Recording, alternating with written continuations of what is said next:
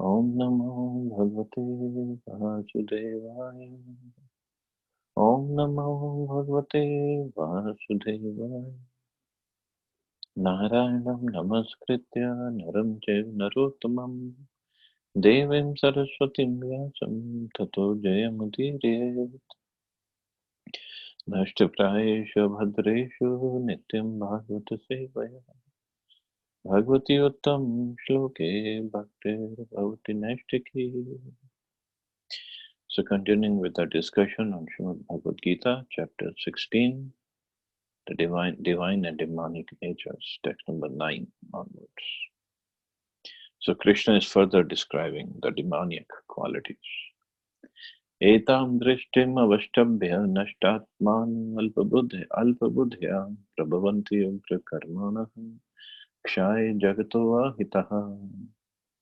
Following such conclusions, the demoniac, who are lost to themselves, who have no intelligence, engage in unbeneficial, horrible works meant to destroy the world. The demoniac are engaged in activities that will lead the world to destruction. The Lord states here that they are less intelligent. The materialists, who have no concept of God, think that they are advancing. But according to Bhagavad Gita, they are unintelligent and devoid of all sense. They try to enjoy this material world to the utmost limit and therefore always engage in inventing something for sense gratification. Such materialistic inventions are considered to be advancement of human civilization. But the result is that people grow more and more violent and more cruel, cruel to animals and cruel to other human beings. They have no idea how to behave towards one another.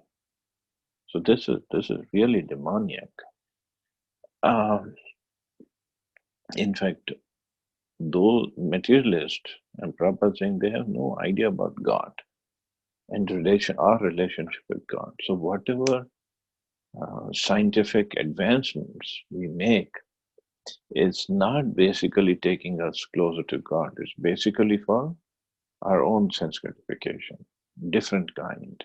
Well, what different kind? They're basically 5 working and 5 knowledge acquiring senses and mind. That's it.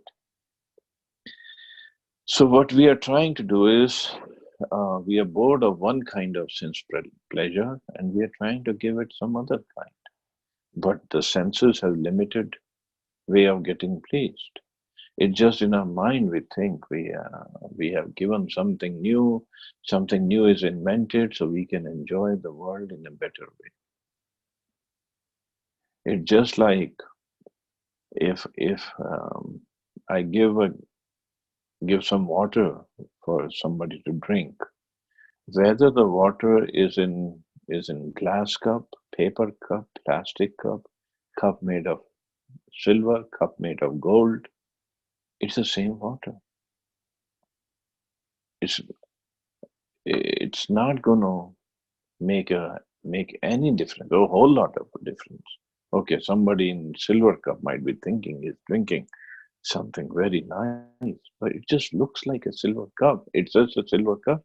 I mean, it doesn't look like it is a silver cup, but water is the same inside. There is a story in the scriptures. There was one very poor man. He was a beggar, in fact,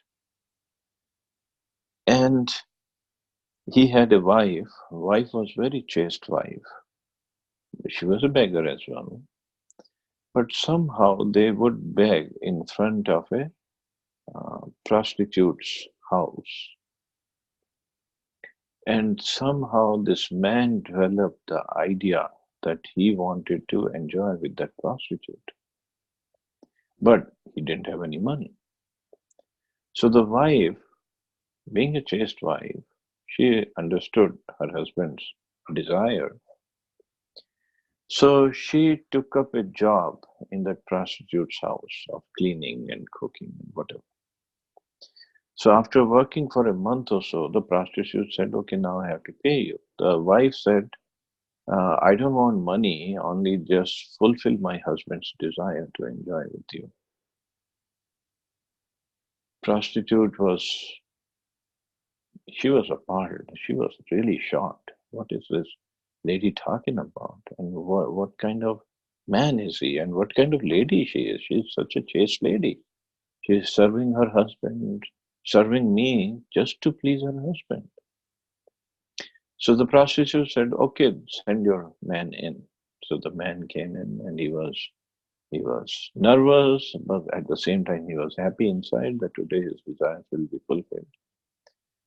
The prostitute was intelligent. Of course, she had seen the world, how it operates.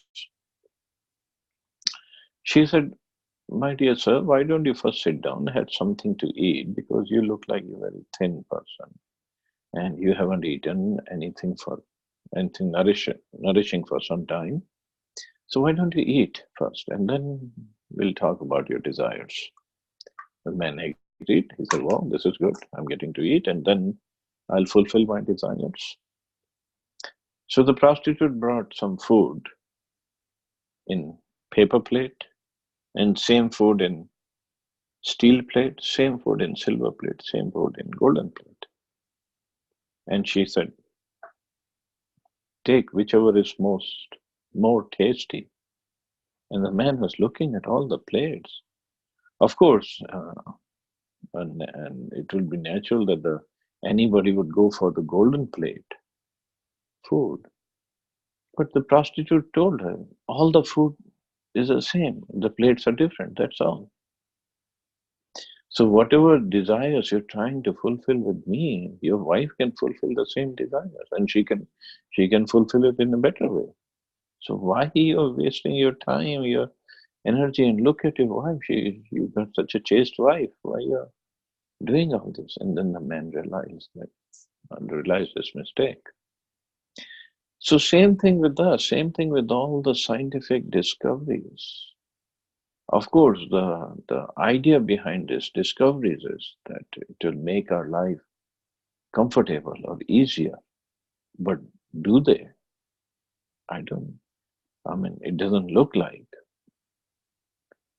But the whole trend and the whole market becomes that if you don't have this, uh, you'll be you'll be called backward. You cannot compete with the market, compete with the peer, your colleagues, and this and that. And that's how they run the marketing campaign, and you have to buy all those things. But ultimately, it doesn't give any more pleasure than if we didn't have all those items. But this is how the world operates, and this is how they take us for a ride. And then Prabhupada says they have no idea how to behave toward one another also. Animal killing is very prominent amongst demoniac people. Such people are considered the enemies of the world because ultimately they will invent or create something which will bring destruction to all. And who bears the brunt of all these scientific technological advancements is the animals. They get killed because their flesh has to be served to all these demoniac scientists and the demoniac materialistic people because they cannot think of anything without eating flesh.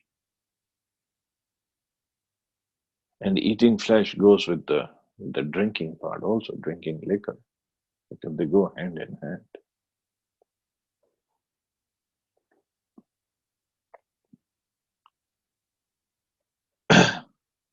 Indirectly, this verse anticipates the invention of nuclear weapons, of which the whole world is today very proud.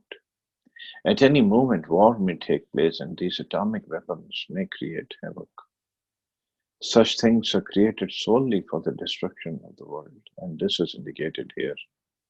Due to godlessness, such weapons are invented in human society They're not meant for the peace and prosperity of the world. So these weapons are not meant for peace and prosperity. They are basically meant for creating wholesale destruction of the society. In fact, Mr. Noble, who invented this atomic bomb, he himself wrote that this bomb will not be used. Ultimately, he saw the purpose of the bomb. He said it will not be used for the peaceful or the useful purposes. And that's when he got so distressed and depressed because of what he had done. So that's when he created this Nobel Prizes for advancement in science, and the Peace Prize created. It should be given. But he was right. It won't be used. The idea was to use it for peaceful purposes, but our mentality is like that we want to use it for destructive purposes, and that's what the whole nuclear race is all about. Who knows where it's going to end? Text 10. Kamamashritya dushpuram dambhamanam adanitaha mohad grihitva sadgrihan pravartante ashuchivrataha. Taking shelter of insatiable lust and absorbed in the conceit of pride and false prestige, the demoniac, thus illusioned, are always sworn to unclean work, attracted by the impermanent. So the demoniac mentality and demonic mind, demonic people, they're always attracted by the impermanent. Means they're always attracted by this bodily features. Whatever the body is permanent, and whatever we need to take care of the body, that's the ultimate goal. The demoniac mentality is described here. The demons have no satiation for their lust. They will go on increasing and increasing the insatiable desires for material enjoyment. Although they are always full of anxieties on account of accepting non-permanent things, they still continue to engage in such activities out of illusion. And another reason they keep on engaging in these activities because they don't know anything better. That's also a problem.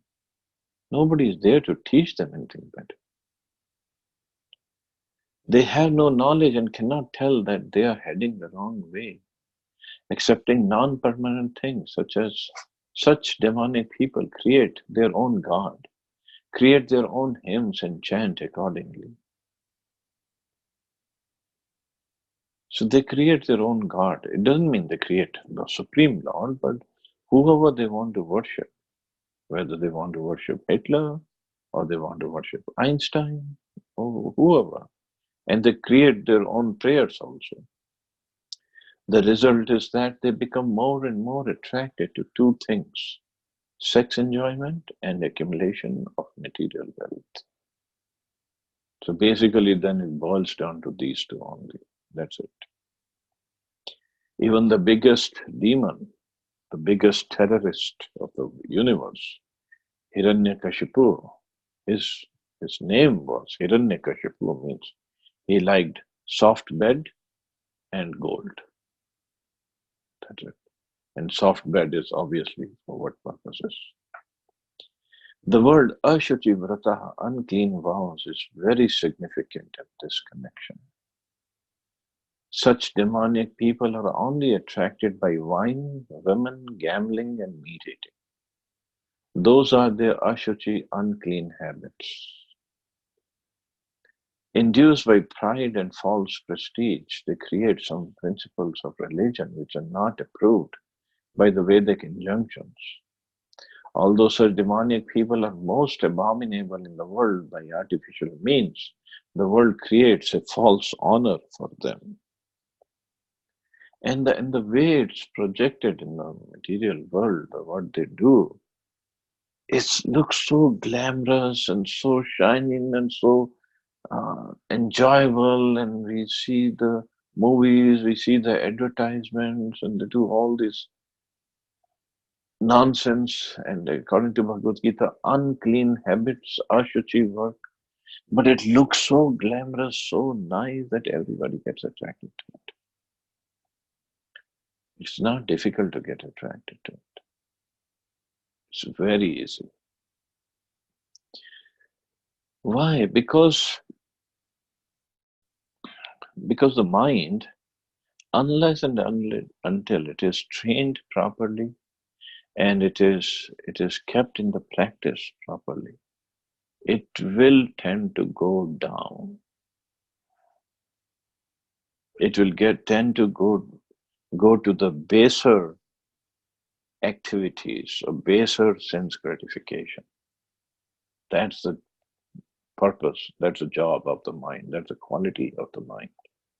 It will not go towards higher, or on its own, it will not go towards a higher goal. It will always try to go towards a lower goal.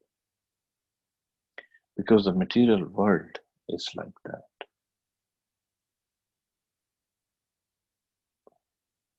It attracts, it produces so much of attraction to the mind, and attraction and distraction from the spiritual practice. It's so easy.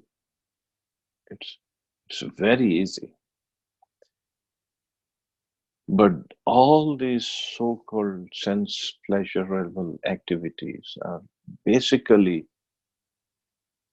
temporary, basically for the body, and it's not at all good for the mind. But the mind does go towards these. It's so natural for the mind. So this is where the association comes in. This is where our sadhana comes in, service comes in, regular reading, nityam bhagavata sevaya. All these injunctions are there. For what? To keep us falling from into the clutches of Maya. Or we are always in Maya actually, is to keep us falling more and more into Maya than we are in. And we try to make progress back towards Krishna. Otherwise, it's all looks so attractive. And just like in Bhagavatam, we read the second shloka of Chatushloki Bhagavatam, Rite artham yat pratiyatna paritya chatmani tad vidyat abhasu mayam yatha tad vidyat atmano mayam yatha abhasu yatha tamaha. So whatever you see without my presence, consider it to be of no value. It's like a flash in the ignorance, in the whole darkness of ignorance. But that flash in the ignorance, in the darkness, it looks so attractive that we forget Krishna. And Krishna says, whatever you see, if it is not connected with me, it has no value, none. But the thing of no value, according to Krishna, looks very valuable, very attractive, very enjoyable to us. And what to say, Kali Yuga, 99.99% of population is running after that kind of enjoyment. So it's very difficult. Although they are gliding toward hell, they consider themselves very much advanced. That's another crazy idea. They're gliding towards hell, but they consider themselves very much advanced. Oh, I'm making so much of advance, and I'm ahead of so much of you. I'm way ahead. You all are backward. But that is all demonic propensity. Text 11 and 12. Chintam aparimeyam cha pralayantam apashutah Kamopabhog parma etavaditi nishitaha. Asha pashatairbadda kam krodhaprayanam. Ihante kama bhogartham anyanenartha sanjaya. They believe that to gratify the senses is a prime necessity of human civilization. Thus, until the end of life, their anxiety is immeasurable. Bound by a network of hundreds of thousands of desires and absorbed in lust and anger, they secure money by illegal means for sense gratification. So they believe that to gratify the senses is a whole soul aim of life. Eat, drink, and be merry, cow, pure, geo. And thus, until the end of their life, the anxiety is immeasurable, and they're always in anxiety. Why? Because, first of all, the senses can never be pleased completely. Senses are always demanding. And then, whatever pleasure they get, or whatever material pleasure we get, it's temporary and it's not fully satisfying. So, the person who's trying to satisfy his senses is always in anxiety, always, even until the time of death. Because there always will be unfulfilled or partially fulfilled desires, always. And then what do they do to have sense gratification, sense pleasure? They need to have money. Without money, there is no question of gratifying the senses. So money means what? Then they try to acquire money by illegal means. Bound by a network of hundreds of thousands of desires and absorbed in lust and anger. Now, this lust could be of any category. It could be physical lust, it could be mental. Means if I just get pleased by possessing more and more, that's a mental lust. It's nevertheless, it is lust. The demoniac accept that the enjoyment of the senses is the ultimate goal of life, and this concept they maintain until death. They do not believe in life after death, and they do not believe that one takes on different types of bodies according to one's karma or activities in this world. Because if they believe in life after death, and if they believe in karma, if they believe in whatever we do, now we have to come back to suffer or enjoy whatever the fruits of that action. Then we would refrain from doing anything illegal or anything that's not according to the scriptures. But this belief is gone that there is a next life. Their plans for life are never finished, and they go on preparing plan after plan, all of which are never finished. We have personal experience of a person of such demonic mentality who, even at the point of death, was requesting the physician to prolong his life for 4 years more because his plans were not yet complete. Such foolish people do not know that a physician cannot prolong life even for a moment. When the notice is there is no consideration of the man's desire. The laws of nature do not allow a second beyond what one is destined to enjoy. So not even a second more one can have. And see, today I was listening to one wonderful lecture, and very nicely it was said. Of course, it was by Shivani Didi, that whatever desires we have left in this life, of course, Bhagavatam also explains that way, and Prabhupada has also explained. But there were some more explanations given by her, which I really liked it. So whatever desires which are unfulfilled in this lifetime, and there are so many previous lifetimes and so many desires from previous lifetimes, they constitute the uh, sanskar. They make up the sanskar that we carry with us. That is what we are born with, those sanskars. And that those are the impressions on our mind, on our chitta, and our consciousness.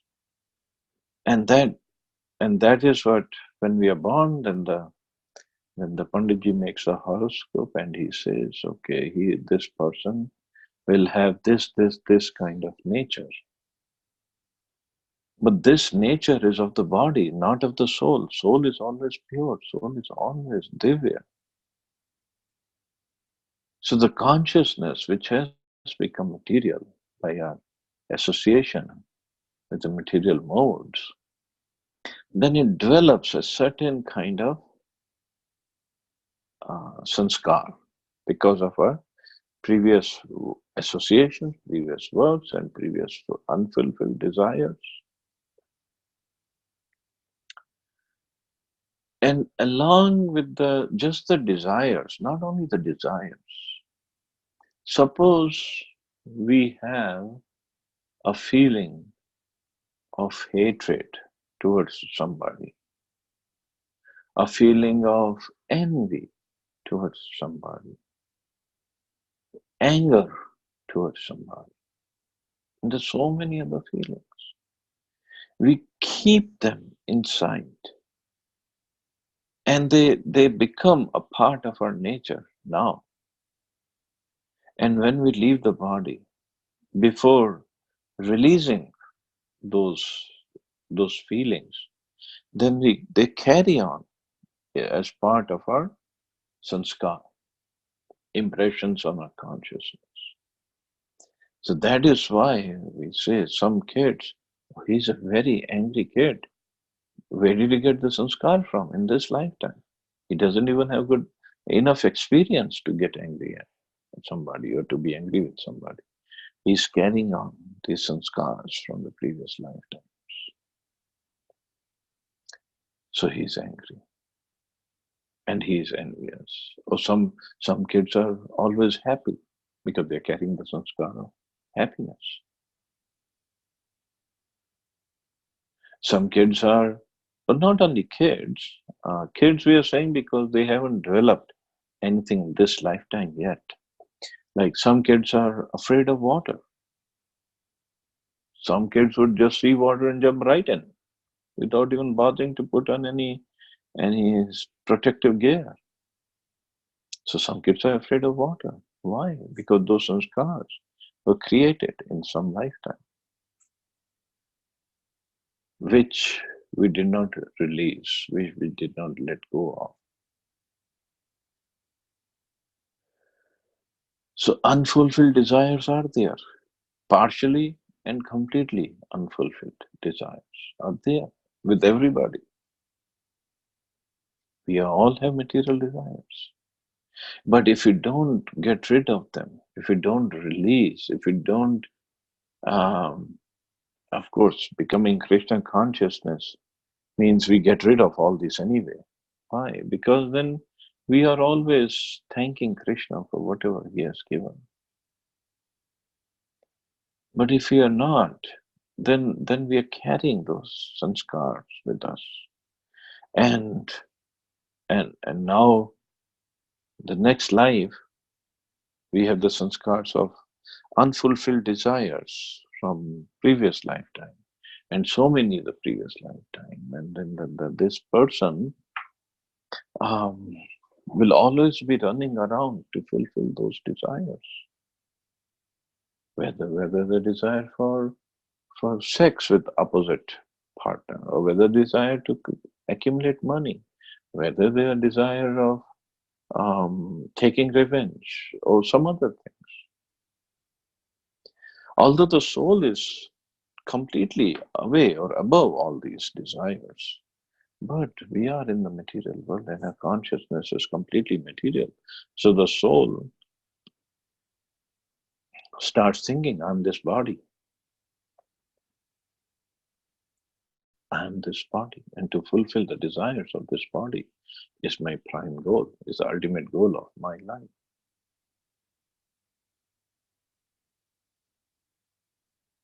It's it's mind-boggling whatever happens with the soul. And now we are not talking one lifetime, we are talking billions and trillions of lifetimes that we have been through. And all the sanskars are there.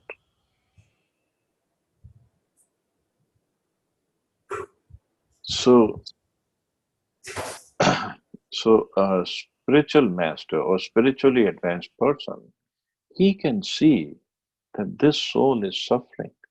This soul is acting the way he is because of his sanskars. That's all. The soul is not material. It just, he got those impressions on his mind, got those desires.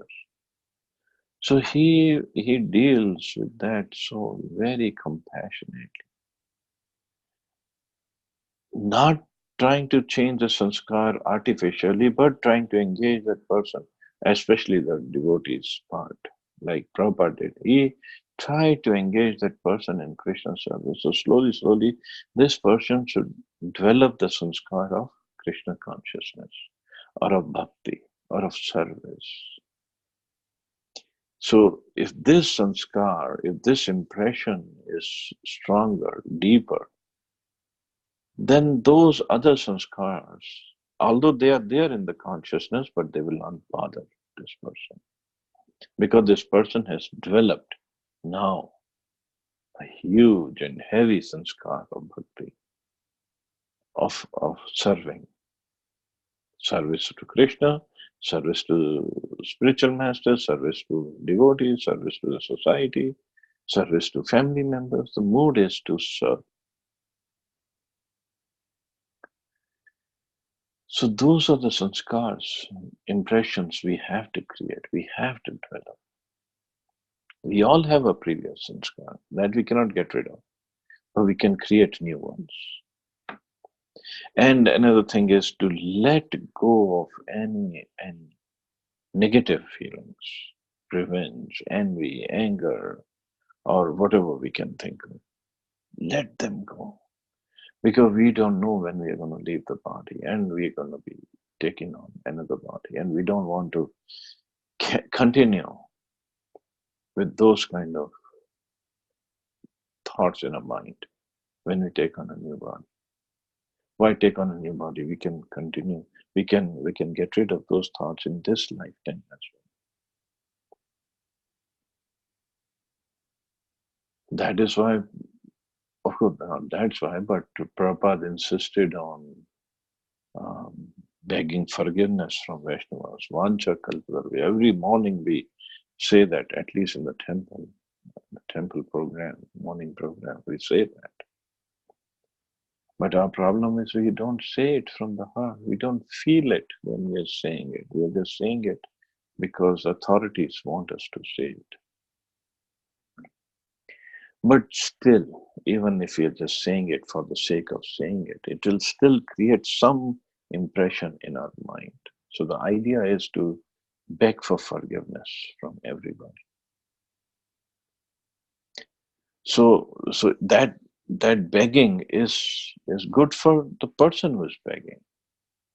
So he lets go of everything, every negative attitude or mentality or thought.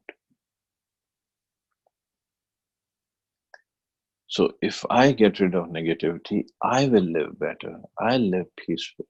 I'll make progress easily. And if I have to leave the body like this, at least my next life will be much better.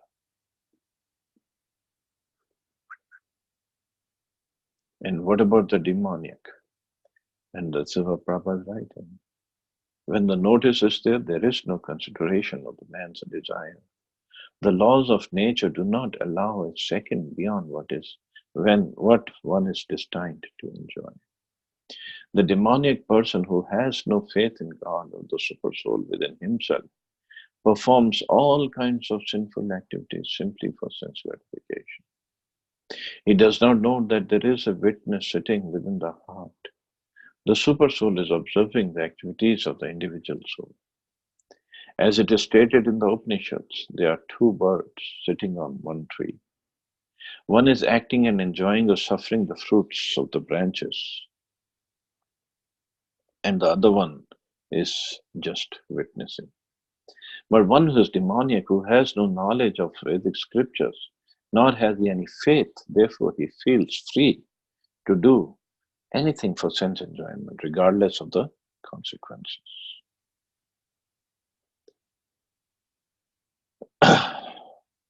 So one who's demoniac has no knowledge of Vedic scriptures. He likes to do things on his own. That's why previous verses say he doesn't know what to do and doesn't know what not to do. So the whole idea for demoniac people is just enjoy the world. And even when they see the devotees, oh, it's not time to leave the world. It's not time for you to renounce the world. It's time for you to enjoy. When you get old, then you can even do this bhakti or Krishna chanting that time. But for devotees who have understood the philosophy, then they know that there is no such thing as old age. We are old even right now. Even a child when he's 1 year, at least in English it's nice saying, he's 1 year old, he's 2 years old, 3 years old. So everybody is old. So the real definition of old is being close to death. So we all are close to death. Who can say that I'm not going to die before any 10-year-old right now? Or the 10-year-old is not going to die before me. So everybody is old. So we have to take this knowledge seriously and not just get stuck with the impermanent things in life. Text 13 through 15. Idam adya maya labdham imam prapsyase manoratham idam asti idam api me bhavishyati punarmanam aso maya hata shatrur hanishya chaparanapi ishvaroham aham bhogi siddhoham balvan sukhi आदिरभि जन्वानस्मि को अन्योस्ति सदृशो मया यक्षे दास्यामि मोदिष्य इति अज्ञान विमोहितः. The demoniac person thinks, and this actually applies to most of us, if not all of us. So demoniac person thinks, so much wealth do I have today, and I will gain more according to my schemes.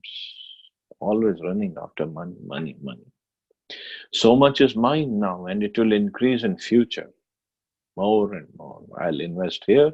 I'll buy some land. I'll buy some shares. I'll buy a house. I'll buy 2 houses, and I'll invest in this stock and that stock, and it will grow more and more and more and more. Of course, it doesn't mean we don't work for money. We don't work to save for future. It doesn't mean that.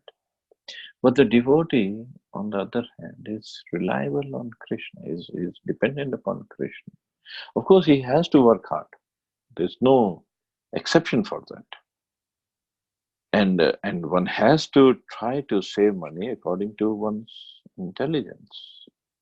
Yes, one should for the old age, but not beyond the necessary means. Not work so hard, like Goswami says in Nectar of Devotion, Atyahara prayasascha prajalpo niyamagra jansangascha laulyamcha shadbir vinashati. So working over and above what is required, that is a problem. And acquiring and more and more and more, the desire to acquire more and more is what takes us away from Krishna. So atyahar is wrong. Ahar is not wrong. Ahar, vihar is not wrong. Atyahar is wrong. But everybody has to see what is atyahar for himself or herself. There's no one definition. So everybody's uh, life is different, style is different, everybody is different situation. So one has to see if and that if I am getting enough time for my spiritual practices and take care of my family, so then I can spend time in making money and taking care of financial resources, but not at the cost of spiritual practices and not at the cost of um, family life either, at cost of taking care of the family. Because if we neglect the family, don't take care of them, then what are we making money for anyway? And if we neglect the spiritual life, then what's the use of making all this money? So the translation Prabhupada further writes, so much is mine now and it will increase in the future more and more. He is my enemy and I have killed him, and my other enemies will also be killed. I am the Lord of everything. I am the enjoyer. I am perfect, powerful, and happy. I am the richest man surrounded by aristocratic relatives. There is none so powerful and happy as I am. I shall perform sacrifices and I shall give some charity, and thus I shall rejoice. In this way, such persons are deluded by ignorance. So this is demonic. They also do uh, yagya, charity. They all do everything.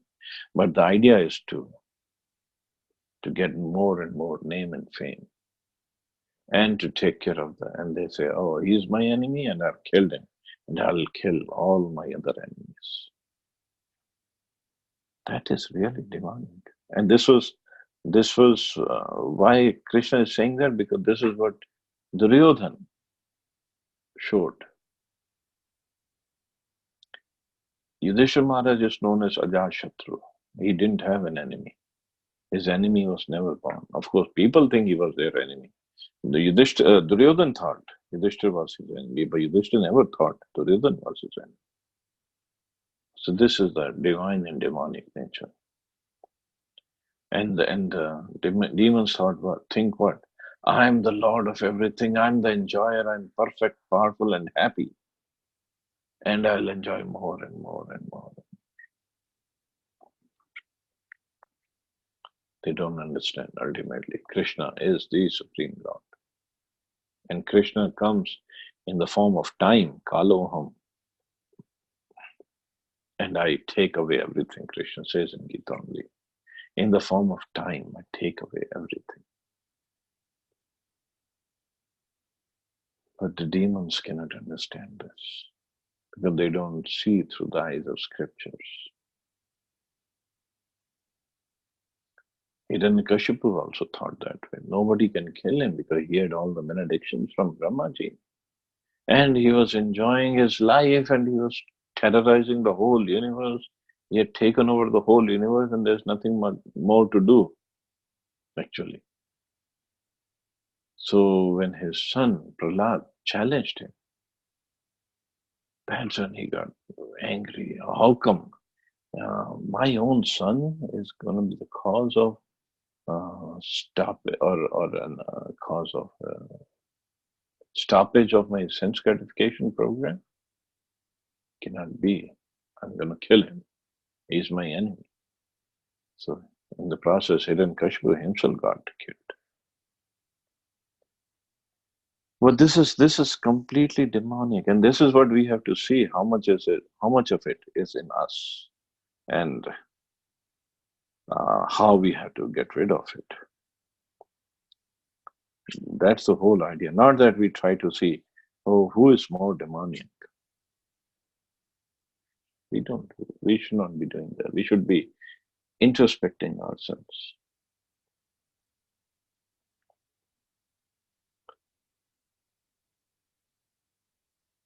Text 16. अनेक चित्त विभ्रांता मोहजाल समावृता प्रसक्ता काम भोगेषु पतन्ति नरके ashucho.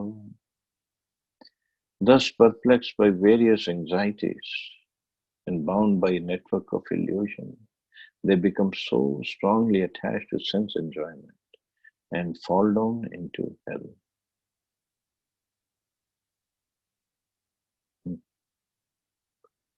The demoniac man knows no limit to his desire to acquire money. That is unlimited. He thinks only of how much assessment he has just now and schemes to engage that stock of wealth further and further. For that reason, he does not hesitate to act in any sinful way and so deals in the black market for illegal gratification. He is enamored by the possessions he has already, such as land, family, house, and bank balance, and he is always planning to improve them. He believes in his own strength. He does not know that whatever he is gaining due to his past good deeds, he is given an opportunity to accumulate such things, but he has no conception of past causes. He simply thinks that all his mass of wealth is due to his own endeavor. Of course, it's his endeavor, but from previous life. A demonic person believes in the strength of his personal work, not in the law of karma. According to the law of karma, a man takes his birth in a high family or becomes rich or very well educated or very beautiful because of good work in the past. The demoniac thinks that all these things are accidental and due to strength of one's personal ability.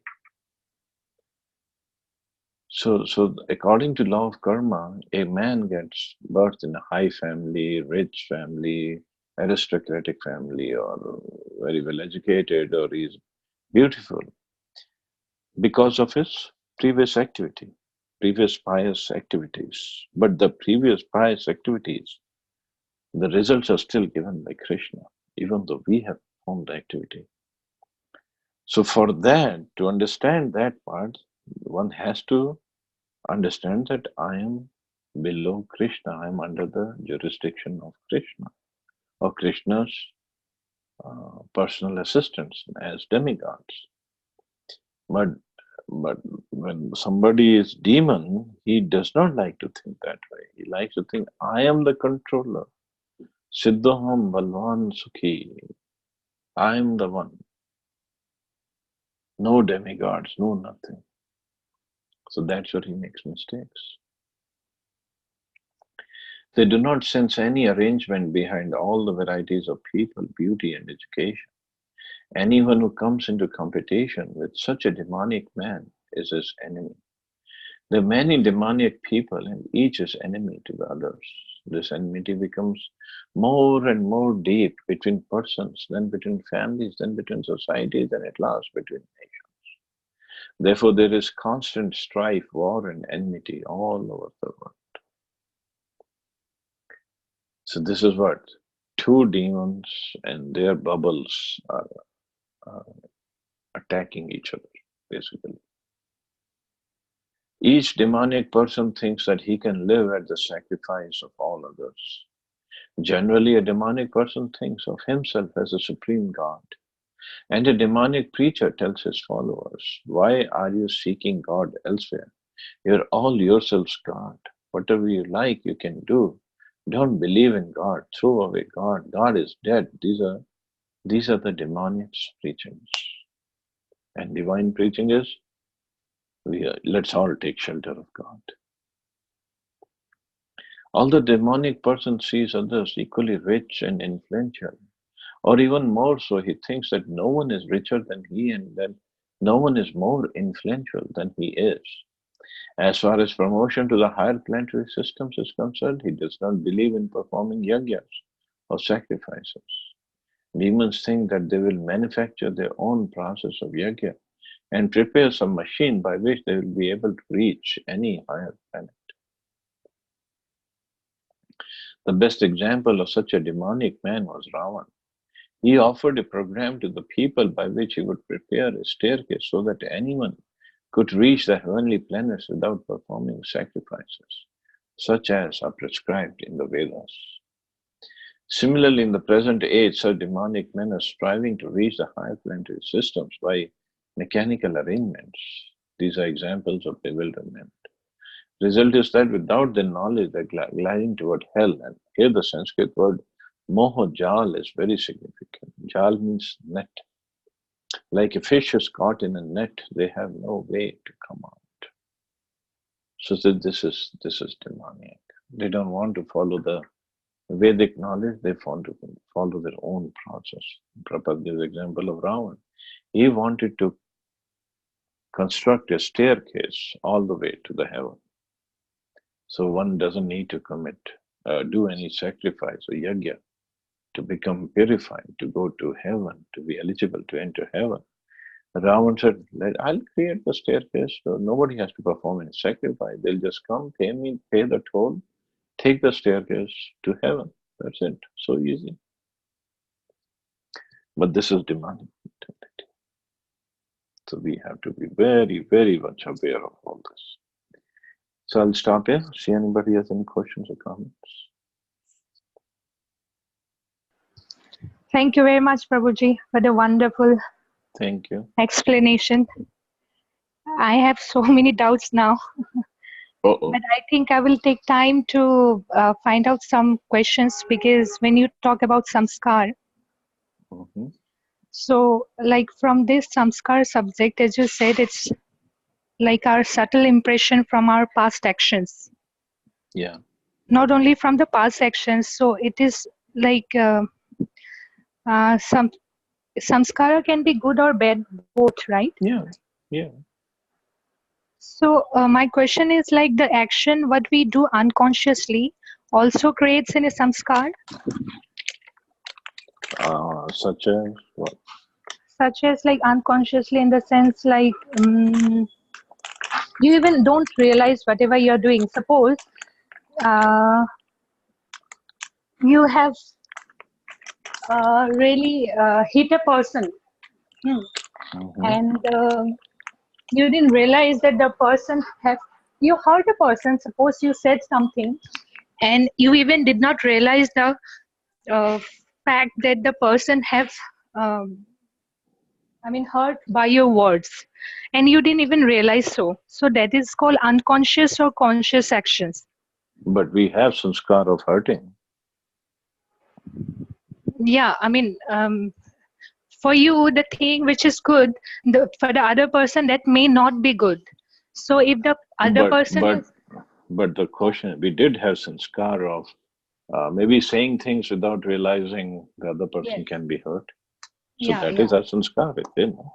So that impression is there. That's why we do that.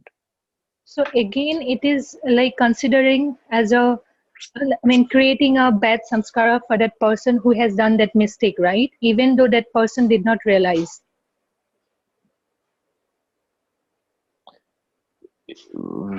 See, impressions, they become our nature. And Yes. nature is not something that we realize we do it. We just do it because it's in our nature. But we have to understand the other person has some other nature, which is his or her sanskaras. So we should be, as a human being, we should be cognizant of that and start accepting people instead of expecting from them. Yeah. So, we can really alter our destiny just by doing some of the good deeds in this life, right? Because sometimes the incident which you said about the child, in that very young age also, they even react in such a way, so that means they are carrying that old past life samskara in their current life. Mm-hmm. So when a person really grow slowly and gradually, when a person tend to have an intellect, so by doing introspection every day, and doing good karmas every day, they can really completely change the destiny or samskar at Yep, all in this life? yep, yep. See, our destiny, of course, Radha Prabhu can tell better because he knows how to read horoscopes. Our destiny in the horoscope is when we took birth, based on our previous sanskaras, based on our previous activities. But from then on, to a certain extent, it is still in our hands to change it. Uh, because those are previous. Now we can add on to those sanskaras. So we can add positive sanskaras. So our karmas will change. So actions, the reactions will change also. To whatever extent it can. Okay. So the saying, the common saying, it says like भाग्य में जैसा होते हैं वैसे ही भुगतना पड़ेगा. So that really do not mean कि we can't really change our destiny. We can really, I mean, change it. That's what. We can change to a certain degree. We can, and to a certain degree, it is, or the situation is going to be like that in according to destiny, but how we react to it, that changes our future course of action. Mhm.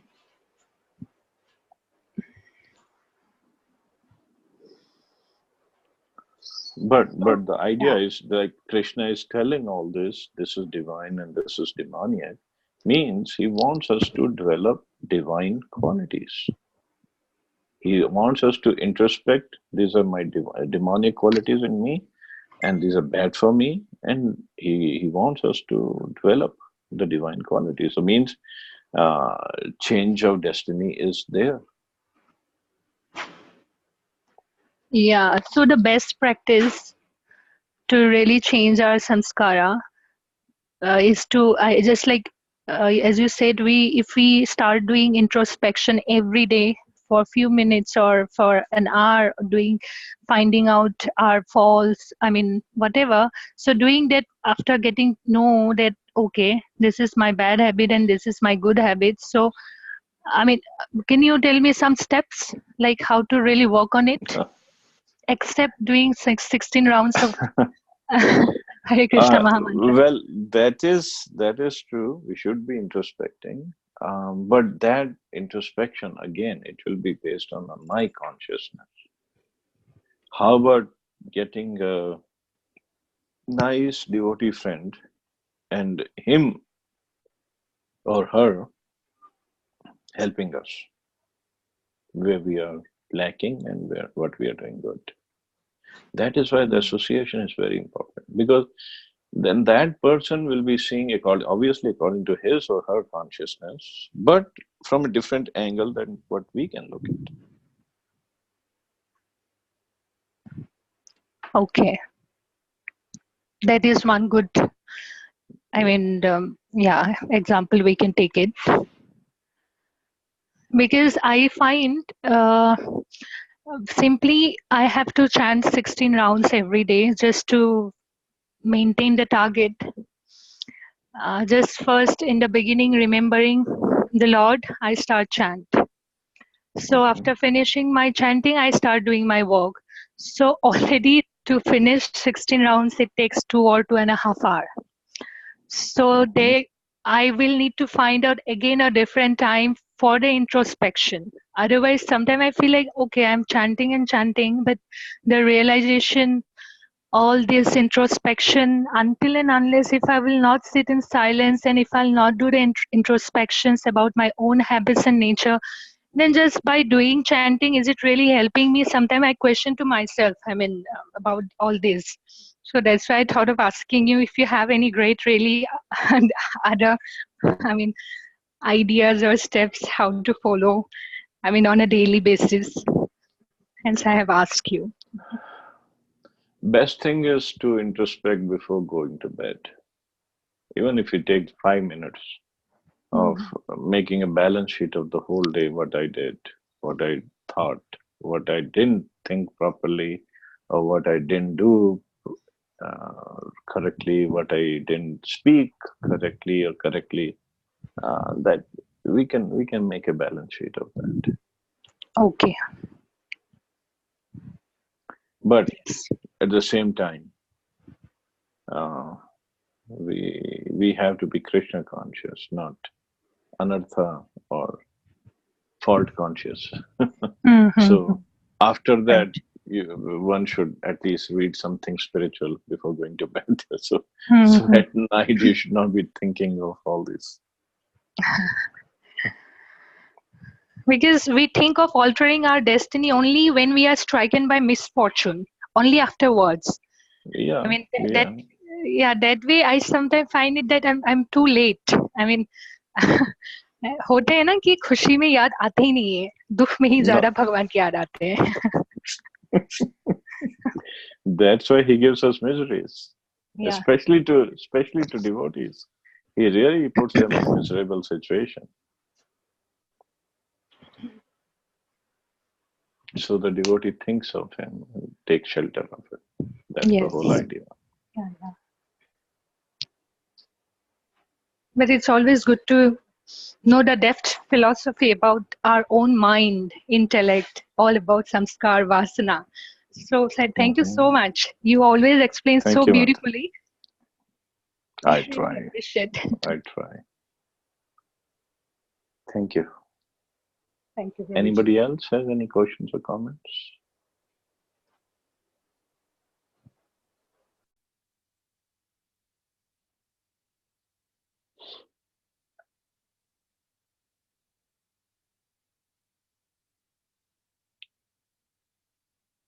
So I guess we can stop here. You all have a wonderful Ekadashi chanting Hare Krishna.